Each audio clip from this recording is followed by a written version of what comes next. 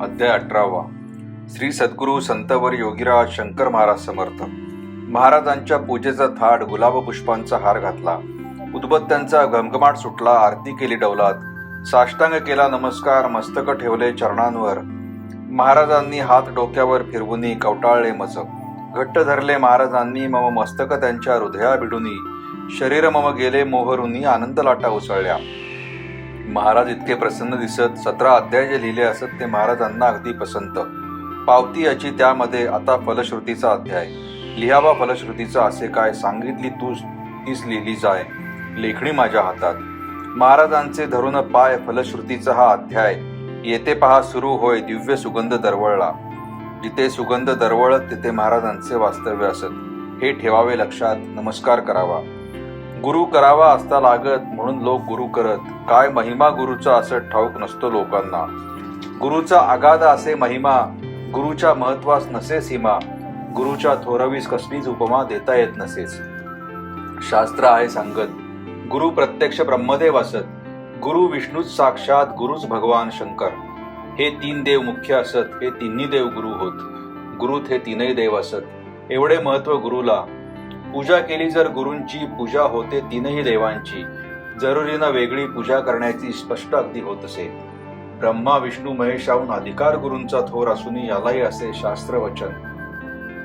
शास्त्र सांगते पहा की ब्रह्मा विष्णू महेशांनी शाप दिला जर रागावनी, सोडवण्यास त्या शापातून समर्थ केवळ गुरुच.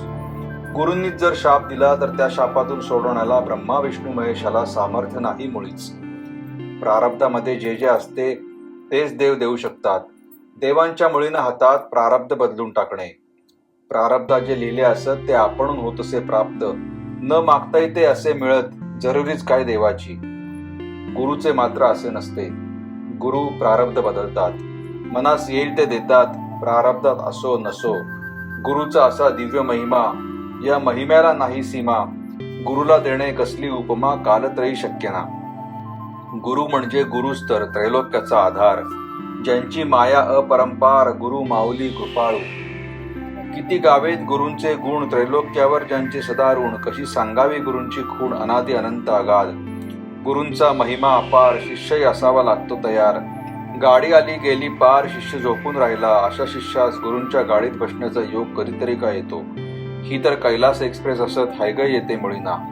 गुरु माझा आहे प्राण, गुरु सर्वस्वाची असे खाण. गुरुच माझे कल्याण अशी निष्ठा लागते. गुरुच माझे सर्व काही, गुरुशिवाय काय माहिती नाही. गुरुशिवाय मजला नको काही, धारणा अशी लागते. एकमेव आपले ठिकाण गुरु. गुरु आहेत कल्पतरू, जे जे आपण मनात धरू इच्छा पूर्ण होणार. प्रत्येकास असे आई, प्रत्येकास प्यारी आपली आई. आईस प्यारी तिची आई, नैसर्गिक असेच. परी आपणास आईची आई आई म्हणून चालणार नाही. हवी आपल्याला आपलीच आई, आगळेच महत्व आईचे. गुरूंचे गुरु, गुरुच थोर. आपणास आपले गुरु थोर. आपले गुरुच आपणा तारणार, गुरु महिमा प्रख्यात. आपले गुरूंचे जे चरित्र त्यालाच म्हणतात गुरुचरित्र. इतर गुरूंचे चरित्र गुरुचरित्र कसे होईल. आज श्री गुरुचरित्र म्हणून जो ग्रंथ तसे दिसून नृसिंह सरस्वतींचे चरित्र असून अलीकडचाच लिहिलेला. हा ग्रंथ लिहिण्यापूर्वी गुरूंची चरित्रे का नव्हती. परी श्री गुरुचरित्राची विशेष ख्याती सर्वत्र वाचली जात असे. ज्या ज्या गुरूंची चरित्रे असत, जी चरित्रे वाचली जात, ज्या गुरूंचे चरित्र नसत श्री गुरुचरित्र वाचत. गुरूंचे चरित्र नसल्यावर ग्रंथ कोणता वाचणार. वाचला जाईल सर्वत्र श्री गुरुचरित्र ग्रंथच. महाराजही भक्ता श्री गुरुचरित्र वाचण्यास सांगत होते. त्यावेळेस चरित्र त्यांचे नव्हतेच. आज महाराजांचे चरित्र उपलब्ध आहे सर्वत्र. हे वाचणे घरी शास्त्रोक्त योग्य होत असे. हा जो नवीन विचार मांडला तो विरोधी वाटेल सर्वांना. तात्विक खोल विचार केला उपयुक्त योग्य हा पटेल. म्हणून महाराजांच्या सर्व भक्तांनी, महाराजांच्या सर्व शिष्यांनी नित्य श्री शंकर गीता वाचून सार्थक करून घ्यावेच. हा ग्रंथ असे प्रासादिक. हा ग्रंथ अत्यंत मौलिक. महाराजांचे अघटित कैक लीलाविलास ग्रंथात. प्रेरणा महाराजांनी देऊनी, आशीर्वाद दिले महाराजांनी. आदेश महाराजांचा होऊनी, कौशल्य त्यांचेच यादते. वेळोवेळी कौल दिला, अडता मुद्दा सुचवला. शुभ शकून प्रत्येक वेळेला झाले आहेत अनुभवले. महाराज विचार सुचवीत तेव्हाच ओवी तयार होत. त्यात माझे काहीच नसत, करते करवी ते महाराज. माझ्या हातात लेखणी महाराजांचे उद्गार असती. त्यांच्या हातात जर लेखणी ग्रंथ कोण लिहिणार? अशा या अपूर्व ग्रंथात महाराज लीलाविलासामृत भरले आहे ओतप्रोत, हवे तेवढे लुटा हो. या लीलाविलासामृताने जीवन उजळून टाकावे प्रत्येकाने, या मानवी देहाचे याप्रमाणे सार्थक घ्यावे करून. आज धक्काधक्कीचा मामला, जो तो उद्योगात गुंतला, निवांत वेळच नसे कुणाला, घाई गडबड नेहमी. पहा, प्रत्येक अध्यायात 108 ओव्याच असत. अध्याय 18 असावेत महाराजांचा आदेश. 121 ओव्या 18व्यात सर्व ओव्यांची संख्या असत 1957. ग्रंथराज हा एवढा कितीही मोठा ग्रंथ लिहिला, संपणार नाही चरित्र. महाराज तर मारुतीराय शेपूट संपेल का कधी? ग्रंथ विस्तीर्ण लिहिल्यावर वेळ कोणास मिळणार? पारायण कोण करणार? म्हणून स्वल्प ग्रंथ हा. मानवाच्या प्रमुख मागण्या 18, प्रत्येकीचे प्रकार 18. मागण्यांचा हा प्रचंड वारा, सुसाट वाहे अखंड. आपल्या असतील ज्या मागण्या, आपल्या असतील ज्या इच्छा, आपल्या असतील ज्या उणीवा मनोकामना असतील. अचानक संकट उद्भवले, काही प्रश्न निर्माण झाले, परिस्थितीत प्रतिकूल बदल झाले, काय करावे सुचेना. हा ग्रंथ असता वाचत, पारायणे करता सतत, वरील सर्वांची पूर्तता होत, प्रश्न सारे सुटतील.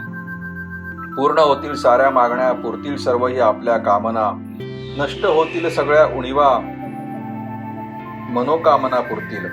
संकटात मार्ग दिसेल, प्रश्न मार्गी लागतील, अनुकूल बदल होतील, काय करावे सुचेल.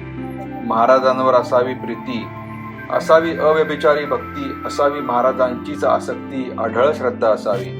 पारायण सुरू करते वेळी अग्निकुंडात अग्नी फुलवुनी, गोघृताची आहुती देऊनी, प्रज्वलित अग्नी करावा.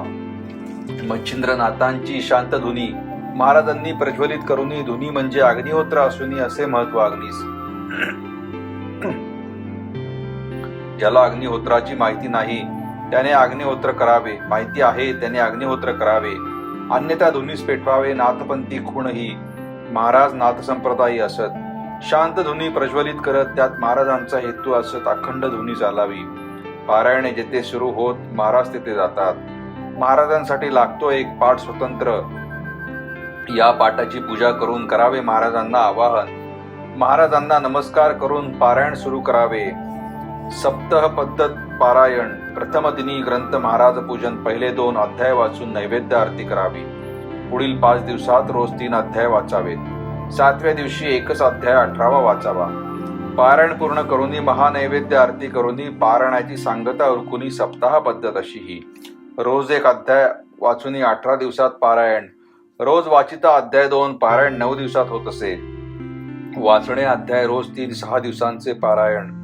रोज 6 अध्यायांचे वाचन, पारायण 3 दिवसात. रोज वाचन 9 अध्यायांचे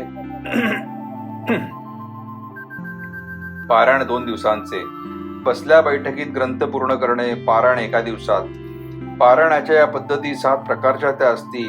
आपणास सोयीची वाटेल ती अनुसरावी पद्धत ती. बसल्या बैठकीत पारायण करणे सहज शक्य असून बाकीच्या पद्धती त्याहून असती सुलभ अत्यंत. नोंद ठेवावी पारायणांची, असेच ती तुमच्या कल्याणाची. किती पारायणात काय घडले याची कल्पना तुम्हाला येईल हो. या ग्रंथाचे पारायण पहिले अगदी निष्काम केले पाहिजे. त्यातून आपणास सूचना मिळेल त्याप्रमाणे करावे. नंतर करून कामना करावे पुढील पारायणा. या पारायणातून आपणास सूचना काही मिळतील. आपली कामना पूर्ण होणे यास्तव किती करावेत पारायणे, सांगतील महाराज स्पष्टपणे, त्या आज्ञेप्रमाणे करावे. पारायणे करील जो श्रद्धावंत, प्रगटेल पुढे भगवंत, दिसतील महाराज मूर्तिमंत, याहून काय हवे हो.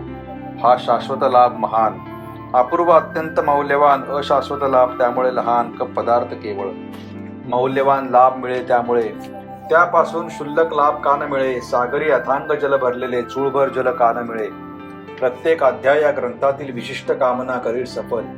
महाराज दृष्टांतात सांगतील कोणता अध्याय वाचावा तो. संपूर्ण ग्रंथाच्या पारायणात संपूर्ण कामनांची हमी असत. ग्रंथांचे वैशिष्ट्य असत सकल कामनापूर्ती हे. महाराज अनेकांना मंत्र देत. शिष्य मंत्र ऐकतात आणि तसे स्वस्थ बसतात. माहीत त्यांना नसतेच. गुरु जेव्हा मंत्र देतात तो साधना करण्यासाठी असतो.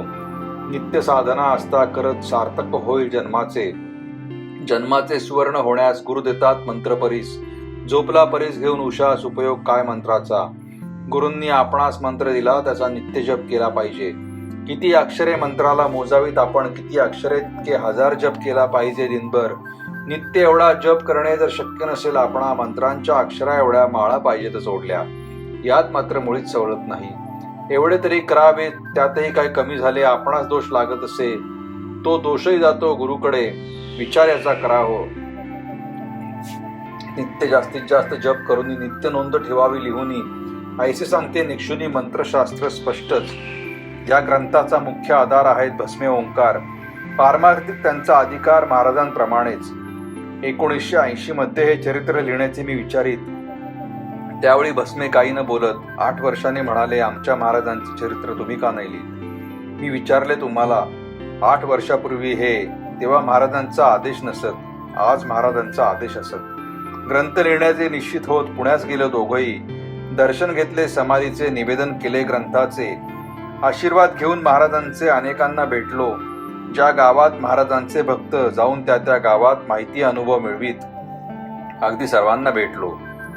भस्मे लहानपणापासून महाराजांच्या संगतीत असूनही केली अपार सेवा मनापासूनही, भक्त एकनिष्ठते. 20 वर्षापासून भस्मेंचा माझा परिचय असून महाराजांसंबंधी मधून मधून माहिती सांगत होते ते. नुसते महाराजांचे नाव काढता भस्मे गहीवरून येतात ऐकता, एवढी महाराजांची एकरूपता त्यांची आहे झालेली. विविध पुस्तके मदशी देणे, विविध माहिती सांगणे, अनेकांना भेटवून आणणे, तळमळ त्यांना अत्यंत. प्रत्येक अध्याय होता लिहून त्यांना दाखवता मी वाचून, भस्मे जातात आनंदून, संतुष्ट अत्यंत होतात. प्रत्यक्ष महाराज संतुष्ट होत, त्यातून ही पावती मज मिळत. त्या ग्रंथाचे सर्व श्रेय असत भस्मे यांनाच. त्यामुळे शशिकांत महादेव देव महाराज चरणी त्यांचा भाव, महाराजांच्या कार्या सदैव तत्पर अत्यंत असती. त्यांनी आपल्या मोटारीतून पुण्यात अनेक ठिकाणी नेऊन भेटीगाठी करवून मुलाखती घडवल्या. पुण्याहून अनेक गावाहून आम्हास ठिकठिकाणी नेऊन माहिती मिळावी म्हणून देव सहकार्य असे हे. जसे सुईवर बांधावे नगर किंवा हाती घेऊन घागरी भरावा सागर, ऐसे महाराज चरित्र हे. घरात चालता येईना करी मोठ्याने वल्गना, करीन मी पृथ्वी प्रदक्षिणा, ऐसे महाराज चरित्र. नित्य 2 प्रहराची भ्रांत म्हणेन जगास, करीन मी तृप्त, देईन पक्वन्न समस्त, ऐसे महाराज चरित्र. शक्य का रविकिरणे मोजणे, नभीची नक्षत्रे तारांगणे, सागर खोली सांगणे, ऐसे महाराज चरित्र. उंची किती आकाशाची, लांबी किती पृथ्वीची, गती किती वायूची, ऐसे महाराज चरित्र. असंख्यांचे अनुभव असंख्य, अनुभवांच्याही छटा असंख्य, महाराजांच्या कृती असंख्य, सर्व गुंफणे अशक्य. पंगुलंगळते गिरी, मूक वाचाल करोती, ऐसी असे फलश्रुती महाराजांच्या कृपेची. सोमवार सप्टेंबर 28, 1987, सन शके 1909 असत, अश्विन शुद्ध पंचमी. या शुभदिनी सुवेळी ग्रंथलिखाणास सुरुवात झाली आणि पौष शुद्ध अष्टमी भली 1910, शके सन 1989, जानेवारी दिनांक 30, सोमवारी सुसमवयास ग्रंथ पूर्ण झाला. ग्रंथास प्रारंभ सोमवार, ग्रंथ संपला सोमवार. प्रारंभ शेवट सोमवार, योग कसा पहा हा. महाराज प्रगटले सोमवार, महानिर्वाणही सोमवार. दोघांचे सोमवार, एकरूपता ही केवढी. भगवंत वासुदेव अघोर, जामदग्न वत्स पंचप्रवर, देशस्थ ऋग्वेदी ब्राह्मण तर माहिती माझी असेही. भगवान श्रींचीच कृपा म्हणून संपूर्ण झाले ग्रंथलेखन. योग आला सर्व जुळून, उपकार त्यांचे अनंत. महाराजांचा आदेश आला, आशीर्वाद त्यांचा मिळाला. 18 अध्यायांची ही माला चरणी त्यांच्या अर्पितो. महाराजांच्या 3 पादुका असत. समाधी मठात एक स्थापित, दुसऱ्या शुभराय महाराज मठात, तिसऱ्या जक्कल मळ्यात. घरात ग्रंथ असावा पाटावर, गंधफूल व्हावे ग्रंथावर. ग्रंथास नित्य करावा नमस्कार, समाधान शांती मिळेलच. अलख महाराज पुकार करीत, लगेच साष्टांग नमस्कार मी घालत. 18वा अध्याय ग्रंथ समाप्त होत स्वय ग्रंथ हाती घेतला. संतवर योगीराज सद्गुरु राजाधिराज श्री शंकर महाराज की जय. ओम नमः शिवाय, ओम नमः शिवाय, ओम नमः शिवाय.